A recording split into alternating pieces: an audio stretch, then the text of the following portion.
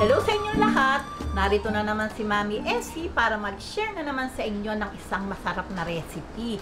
Magluluto po tayo ng menudo. Marami pong version ng iba't ibang klaseng menudo.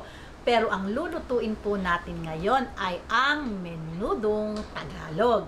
Pero bago po tayo mag-umpisa, kung kayo ay nasa Facebook, don't forget to follow, like, and share. At kung nasa YouTube naman po, wag lang kalimutang mag-subscribe at pindutin ang bell button para lagi kayong updated sa ating mga bagong video. Ngayon, narito po ang ating mga kakailanganing sangkap. Gagamit po tayo ng 1 kilong kasim. Hinugasan ko lang po itong malinis at hiniwa ko po ng pa-cubes-cubes. Ito po naman ay kalahating kilong atay. Nilagyan ko lang po ito, minarinate ko sa toyo at paminta. 1/4 kilo na hotdog, 6 na kamatis, 4 na sibuyas, yung medium size po, 3 piraso na bell pepper, 10 na butil o 10 butil na bawang, 2 teaspoon pamintang pino, 2 tablespoon na patis, 1 tablespoon brown sugar, 4 na pirasong kalamansi, yun pong malalaki, 2 tablespoon margarine, 1/2 cup na soy sauce, 4 cubes, kinchay, ito po yung ating liver spread, 1 latang maliit, at 2 pirasong patatas at 1 pirasong carrots. Okay, ngayon po, umpisahan po natin yung pagmamarinate ng ating kasim.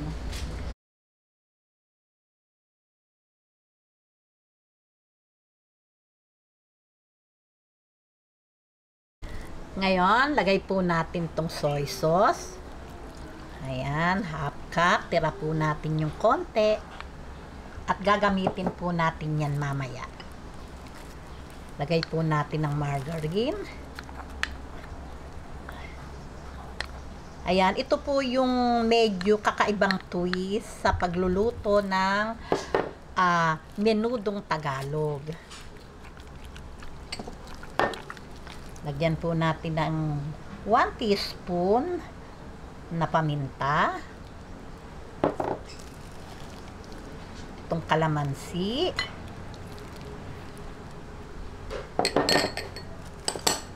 kinchay,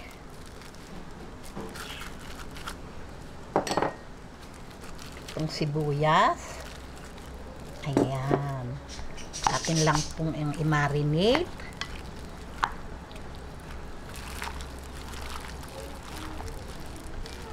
Ayan, mix lang po nating mabuti.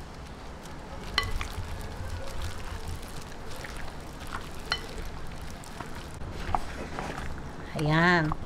Ngayon po, i-marinate lang po natin to ng 30 minutes.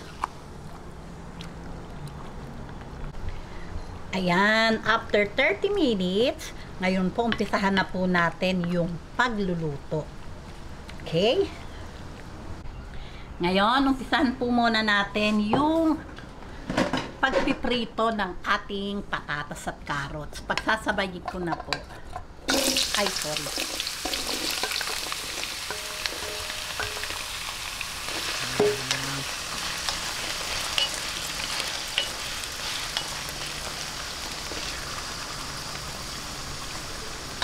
Ayan. Okay na po ito. Hanguin na po natin.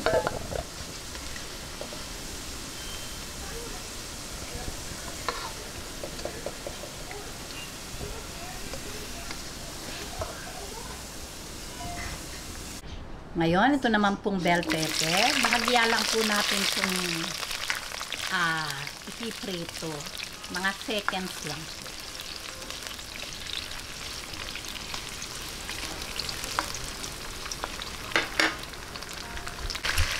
Hanguin na po natin.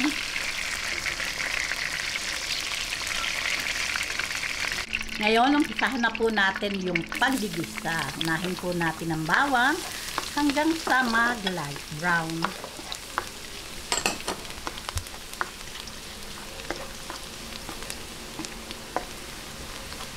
Ayan. Talaga namang napakabango. Sunod po natin ang sibuyas.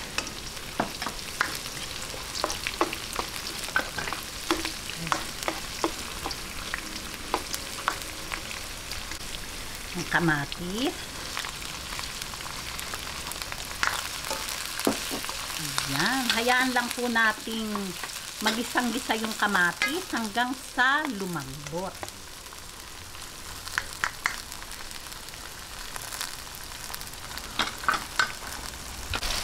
Ayan. Pagka po ganitong malambot na tong ating kamatis, ayan, pisa-pisain lang po natin. Lalagay na po natin yung ating minarinate na pork.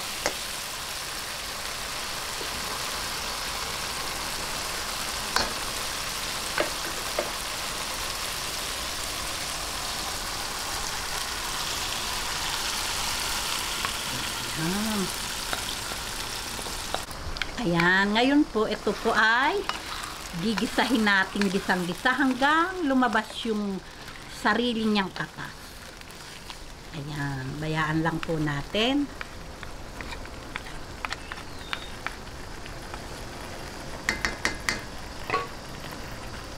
Okay, bago po natin tuluyang lumabas yung sariling katas ng pork, para po lalong maging malasang-malasa ang ating menudo, ilagay na po natin itong pork cubes at saka ito pong ating patis.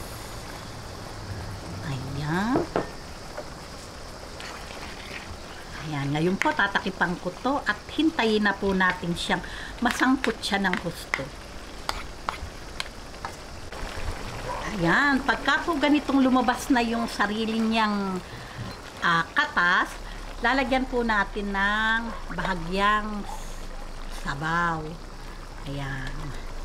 Bahagya lang po hanggang sa tuluyan siyang lumambot. Siguro po mga 1 cup.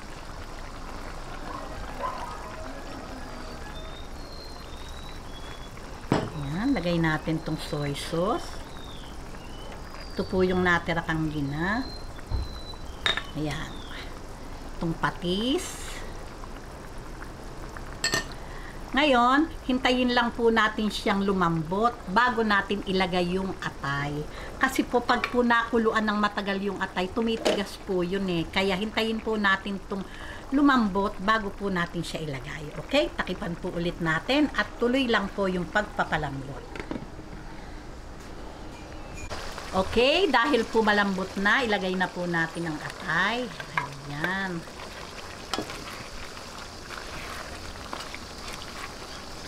Natin lang pong halu-haluin.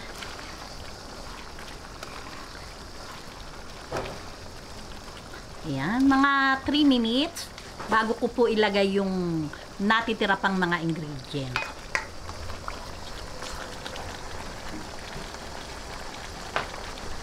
Ngayon, after 3 minutes, lagay na po natin itong ating liver spread. Ayan, talaga naman pong haluin lang po natin.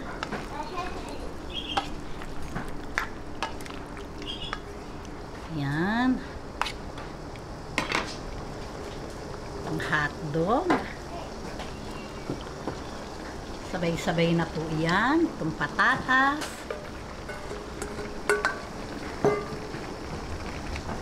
Itong sugar,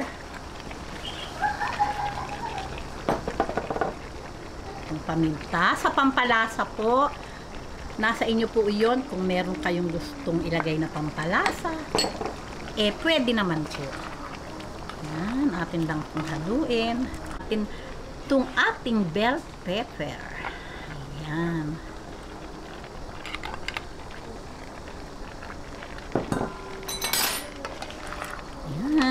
Mix lang po.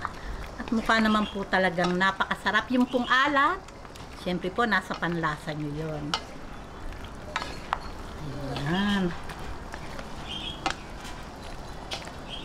Hintayin lang po nating tuluyang lumambot yung patatas at okay na po ito. Ayan, talaga naman pong napakabango ng ating menudong Tagalog. Ayan, malambot na din po ang patatas. Okay na po ito. At atin na pong sasandukin sa ating serving plate. Oh, nakita nyo naman po, talagang napaka-saucy nung sabaw. Talaga naman po, oh. Ayan, oh. Tingnan nyo naman, para talagang sabaw pa lang. Ulam na. Okay, patayin na po natin ang apoy at ready na po ito para sa ating pananghalian. Ayan. Ngayon, sandukin na po natin sa ating serving plate. Kahit po napakainit pa, talaga naman pong ang sarsa, mukha po talagang, ayan, oh, mukha po talagang katakam-takam. Ayan, tingnan nyo naman.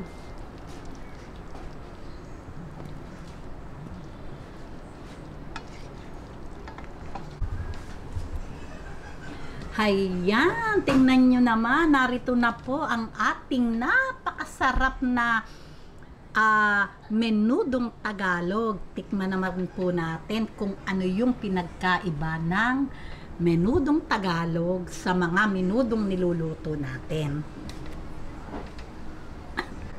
Ngayon, tikman na po natin.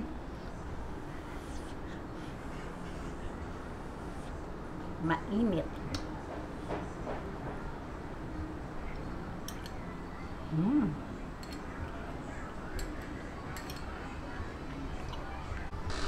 Masarap po.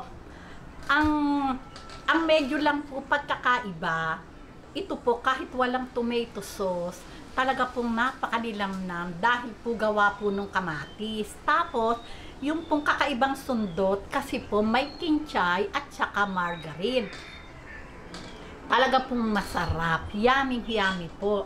Gawin nyo na po itong naiiba naman nating version ng menudo at talaga naman pong masarap at maiibigan po ng pamilya nyo.